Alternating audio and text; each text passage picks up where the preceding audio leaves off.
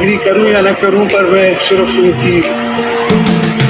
उनकी नज़र दौड़ाना चाहूँगा कि हम जो वोट लेते हैं, हर मिनिस्टर एक वोट लेता है, प्राइम मिनिस्टर एक वोट लेता है, और उस वोट में क्या लिखा हुआ है? उस वोट में लिखा हुआ है कि हमने शफाफत से अपना काम करना है।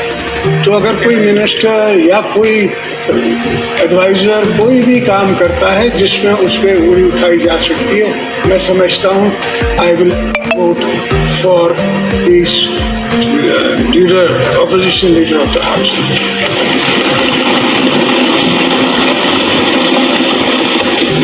स्पीकर साहब, बहुत सी चीज़ें हो रही हैं दुनिया में।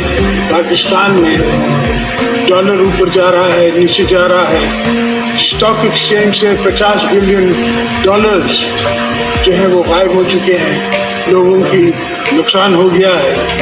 पानी, जिस तरह सिंध के लोग रो रहे हैं पानी के लिए, डेल्टा के लिए, जो मेरी बेटी बोल रही थी आपके सामने मरियम, तो ये था कि डेल्टा आप समझते हैं क्या होता है, जहाँ पानी समुद्र से मिलता है वो डेल्टा है। उस डेल्टा में हमें मीठा पानी चाहिए ताकि उस डेल्टा को हम संभाल सकें, फिर मछलियाँ हो सकें, फिर उस समंदर को पीछे भी भेज सकें। इस वक्त 9 लाख एकड़ ज़मीन जो है वो ठट्टे में समंदर आगे आ गया। बड़ा उसके लिए हम कोई काम कर रहे हैं, इंशाल्लाह उस पर हम काम करेंगे और ज़रूर उसको संभालेंगे।